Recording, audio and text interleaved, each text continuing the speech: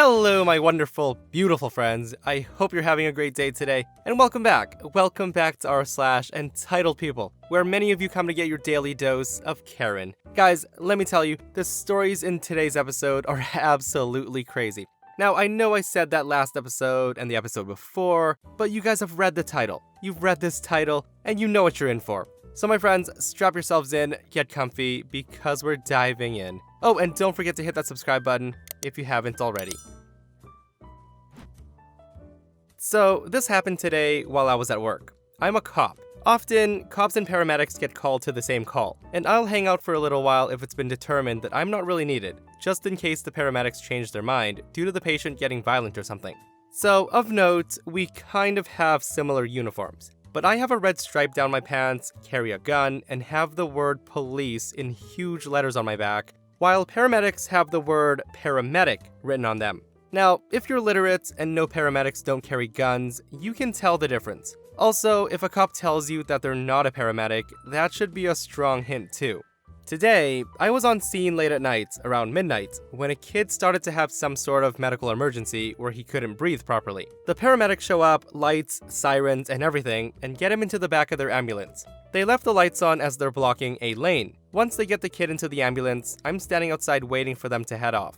My cruiser was parked a couple of meters from where I was standing as well. So at that point, a lady comes running out of her house, comes straight up to me and goes, "You need to turn off those lights." So I reply with, "Ma'am, those aren't my lights. They're the paramedics, and they're a little busy right now saving a life." The lady replies with, "Do you have any idea what time it is? I am trying to get some sleep, and these stupid red lights keep flashing through my bedroom window. Aren't you only supposed to have those lights on when you're driving to an emergency?" I told her, "Well, I'm not a paramedic, I'm a cop, so those lights aren't mine." I looked around and the kid's family was standing at the other side of the ambulance and were basically the only other people there. I told her, "Look, the lights are on for a reason. It's for driver safety to alert drivers that there's an ambulance in the middle of the road. I'm sure they'll be gone shortly, so if you can please go back inside, it would make it easier for the both of us." I hate crowding at scenes, and some of the kid's family was close by and they did not need random strangers causing a commotion and adding more stress to an already stressful situation. The lady huffs and basically stomps back inside, but not before saying, "I can't believe how rude you are. Protect and serve my ass. You'd be serving the community if you told them to turn those damn lights off so we can get some sleep. I need to be up in 5 hours." Guys, I know I say this a lot, but some people are just too damn entitled. I know. Fluff, you read so many of these stories and it still surprises you? Yes, it does. Yes, it does. The stuff that people say sometimes is absolutely ridiculous. Like, yeah, Karen, I've seen ambulances and fire trucks at night, and those lights can be a little bit distracting. But paramedics potentially saving a life definitely trumps you losing a little bit of your beauty sleep. Guys, if this is the first time you've stumbled upon these stories, we're just getting warmed up. So my stepmom is one of the nicest people you could ever meet. She's also one of the strongest. Before she became my stepmom, she was previously a single mom of 2 kids and survived and beat breast cancer. A few years after she and my dad got together, she got into an accident at work and severely injured her legs. She is now permanently handicapped. Despite all this, my stepmom is the happiest and the most loving person. She's loved in the community she lives in, and almost everybody knows her name. Now, I could go on for days about how amazing this woman is, but onto the story. My stepmom had just gone to the gym, and while she can't do traditional workouts, she really finds that swimming is nice and a good way to lose weight while not hurting herself. She had been trying to lose weight and she's dropped a few pounds, so she was happy. Right after her workout, she decided that she was going to treat herself a little, not too much, and get a milkshake from a local dive. So far, today's been a really good day, so she was even more upbeat and cheerful than usual. Sadly, this jerk wanted to ruin that. My stepmom parks in a handicap parking spot, as she can legally do, and she's looking through her purse to grab some money for the order. My stepmom noticed a lady standing behind some bushes, almost like she was trying to hide from my stepmom. My stepmom has her window down and hears something really chilling. It goes something like this. She says, "Yes, I would like to report a regular person parked in a handicap parking spot. The license plate is 123 ABC. They do not look handicapped at all. Yes, I'm sure." So my stepmom is shocked. She decides to take a picture of the woman just in case something happens and then goes outside to confront her. As soon as my stepmom gets out, the lady says, "I knew it. You look completely fine. There should be no reason you need to park here." My stepmom was about to explain that she is disabled and can park here before the lady walks away saying, "Ugh, people like you make me sick. I hope you get locked away." Now, my stepmom was like, whatever, another day, another stupid a-hole kind of thing. She was registered as disabled and the DMV shouldn't have any trouble clarifying a false accusation. But sadly, she was wrong. A few days later, I heard that she was called by multiple different agencies. Now, I don't know all the details about this, but from talking to her, I do know that my stepmom was at risk for losing her disability placard, her disability checks, and that they're gonna open an investigation on possible disability fraud. The guy also told her that in California, you can be sentenced to a maximum of 6 months in county jail with a fine of up to $1,000 for this. My stepmom wasn't angry at all. She knew that she was being falsely reported and had nothing to be afraid of. She instead starts to gather evidence that she is disabled by calling her doctors and insurance to acquire physical proof. When my dad gets home from his job and sees my stepmom in tears, he becomes concerned. Now, my dad is a very rational and often hard to upset man, but after hearing this story, however, he loses it. So this is where my dad hatches a master plan. Neither my dad nor my stepmom knew anything about this lady, but my stepmom did have photos of her hiding behind a bush. My dad takes these photos and writes a huge post on Facebook describing what happened and my stepmom's past, and how she did not deserve to have to go through this as well. Now, I said earlier that my stepmom was well known in the town. This is because she organized charity events, would babysit for free, would make blankets for homeless people, and was always there for a friend. The popularity is what made for a sweet and satisfying outcome. As soon as the people in town saw who this woman was, they banded together and told them who this lady was and was calling her out. Both of my parents thought that this was it, and they had gotten even in a way that took the high road. But oh, this was just the beginning. So the woman decided to make a post formally addressing what she did to my stepmom, and that she only did it because my stepmom looked, quote, too happy to be disabled. Yeah, because disabled people can't be happy. 2 days later, while my dad's at work in his office, the sheriff from their community comes to see him. It turns out that the sheriff was the woman's husband. Now, you'd expect him to be very respectful dealing with the situation, right? Wrong. He is as bad as his wife. He starts yelling at my dad and cursing him out, claiming that it's my dad's fault that he and his family were getting threats. Now, my dad never intended for the family to get threats, and he even tried to lean people away from this. But apparently, the woman has had 2 very difficult days. Some people even went as far as vandalizing their car and had spray painted all over it. The sheriff then claims that he's gonna press charges and have my dad and stepmom thrown in prison for something ridiculous like attempted assault. It should also be known that at the time, my dad worked at a female prison. My dad just puts on a smile and said, "I look forward to seeing your wife here soon." The sheriff flips his lid and swears that he'll have both my parents thrown in jail. Later, long after these events, they learned that the reason my stepmom had gotten all these calls was because she had used her husband to pull some strings. She went so out of her way to hurt my stepmom.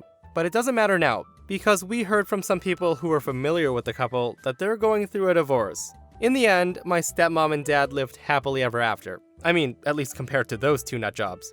My goodness, my friends. Talk about taking dumb to the next level. I'm absolutely speechless. The lady goes out of her way to make a false report and used her husband's position of power to pull strings to try to make life miserable for OP's stepmom. Then, when she was put on blast on Facebook, she freaking tried to defend herself by saying that OP's stepmom can't be disabled because she looked too happy.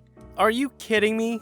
Like, yeah, there are some people out there who do use disabled parking spots when they shouldn't be, but if you plan on policing Karen, please make sure you get it right. So, here's a video clip that I stumbled upon a few months ago that fits this story perfect. I wish there was a way to get everybody to see what this guy has to say, because there's so many entitled people stories where Karens try to police parking spots, disabled parking spots, and it's gotta stop, because a lot of them are wrong. Alright, so I have to get this out because it just happened just now at McDonald's. I have a disability card because I have a fake leg, right? Disabled. Makes sense.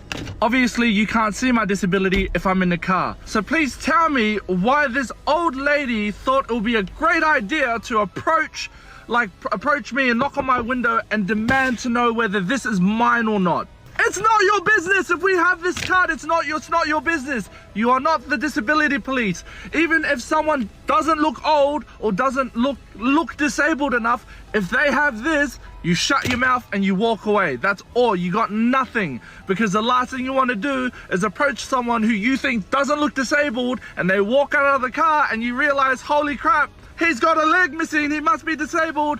You look stupid. You look like a clown. Oh, I hate people that do this. Don't do that. All right, so this old lady had the nerve to ask me if this is my disability card. I wonder if this is enough. Let's go see her face when she finds out I've got one leg. Excuse me, can you not approach me because I don't look disabled enough? No. Because you came up to me and said if I had a... Will you let me tell you? Why? I will tell you why. Why? Because I actually just desperately need it, and there have been times. Please. I've got one leg, and you come up to me asking me if this card is mine, if this disability card's mine. I do. And Yeah, I have a right to. but no, you don't have a right to. If the card is there, you don't need to worry about it. Is it because I don't look disabled? Is it because I don't look old that you want to approach me? There's a reason why we have the card. There's a reason why we have the card, so this doesn't happen. So you don't assume that someone isn't disabled enough. Don't ever do that again. So this dates back to 1992, when I lived with my parents in a university town. We used to have students that lived next door and a little downhill from us, and they'd continually park their cars inside our property near a dodgy fence between our properties. Their place was full of junk and only had one accessible driveway, where one of the longer-term students would always park. Now, my dad was a lawn-proud man, and while he was incredibly patient with these guys, he would ask them repeatedly to move their cars, and they never did. So he ended up hitting a breaking point one weekend when there was a big race in town. Half a dozen student cars ended up on the lawn, and he went around to protest, saying that it had gone beyond ridiculous, especially in wet weather when it's likely to damage the lawn more. The kids said what they always said, that they'd get the cars out and to not park there ever again. But as soon as my dad walked off, they laughed at him. The race was on, and all they wanted to do was watch it, and they aren't gonna let my dad stop them. So as I mentioned, our backyard was uphill from theirs, and partway through the race, it really started bucketing down. Now, Dad did not show any anger, but he went into town and came back with a few bottles of dishwashing liquid, and coated the whole lawn in the stuff. Come evening, when the race was over, some of the guys needed to move their cars, and when they got to the downhill slope to go out of our driveway, they found they couldn't steer or brake. Two made it up the slope without much damage, but the third guy, he slid sideways, went straight through the fence and into one of the other students' cars and pushed it sideways into a house. The total damage? 4 student cars with dents, 1 busted front suspension, 1 wall of the student rental totaled, a bunch of arrogant students kicked out, and a few skid marks on Dad's lawn. The total cost to my dad was $4 in dishwashing liquid, and a brand new fence shared with the new neighbors, who were pretty decent people. My dad's response to the police asking about the frothy lawn was white oil. It kills bugs. Opie's dad sounds like an awesome guy. I do have one question though, where the heck were the police or the tow trucks in this? If they're on your property and refusing to move and being idiots about it, you either gotta blow up their cars or get them towed. The soap on the grass thing sounds hilarious though. So I'm in the big grocery store and they're notorious for never having enough lines open. Not Walmart. Good guess though. And my son and I get behind this woman in a motorized cart. She's got a basket that's filled to the brim and she's slowly taking out one item at a time. Very slowly and grunting like she's having trouble. I tell my 8-year-old son to ask her if she could use his help to empty her basket, since I'm trying to teach him to help others. She agreed and quickly got everything out, but not before she told him exactly where on the belt to organize everything. While he's doing this, she cleans out her purse full of garbage and receipts, doesn't even turn to look me in the face, but hands it back to me saying, "Would you find a place to throw this away?" I tell her no, and that once she gets closer to the cashier, they usually have trash cans behind the counter. She huffs, wads it all up, and slams it back into her purse. After my son is finished, she was kind enough to offer my son a candy bar for his work. I told her no, that's okay, that he can do that kind of stuff without being given something. She then tells him to pick something anyway, and I allow it. She gets up to the cashier, and they know her by name, which is a huge uh-oh. And there's even a woman on standby, helping her to bag her groceries according to the woman's demands. When she goes to pay, she says the exact amount on her card is $21.36. The total comes out to like $70. There is not enough money on her food card for all the items that she's packed into her cart. Now, I do feel bad for her, but not that much, after her numerous bossy fits that she's had towards the cashiers. She's had them backed up for over 20 minutes while she says, "Oh, I thought I had enough. I thought I had enough," while she rocks back and forth like a crazy woman for added effect. All the other lanes were about 10 people deep, with full carts, and my stuff was already on the belt. That's why I didn't move. Suddenly, she stops her act and turns to me and asked, "Do you live in this town?" I reluctantly answered, "Yes." Cue her hand waving to fan herself and loudly saying how it's so hot and she's gotta wait for the bus. And then she asked me, "You wouldn't mind taking me home, would you?" "I'm sure you wouldn't." I sternly informed her that no, that will not be happening. She then tries to say that she didn't know she was short on money and if I can help her pay. At that, the other cashier went to the next register, got her scanning gun, and proceeded to scan my items from the belt.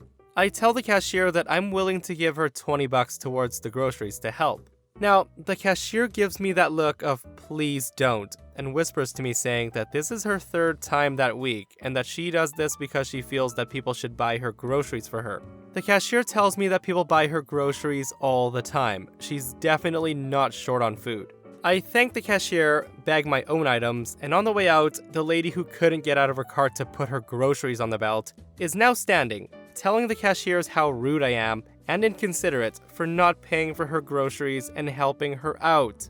This was a great learning time for my son, since I told him that helping somebody is okay, but you're not obligated to keep helping them if they're just using you.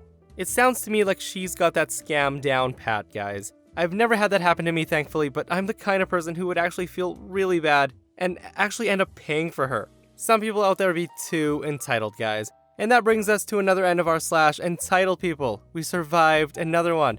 If you enjoyed the stories today, please do hit that like button. If you're not subscribed, do consider subscribing because these stories are crazy. And if you missed the last episode of our /entitled people, I will link it right here. A thieving neighbor gets really mad that OP put up an electric fence to keep them out. Imagine that, getting mad because you're kept out from stealing stuff. Check it out if you haven't, and I'll see you guys in the next one. I love you.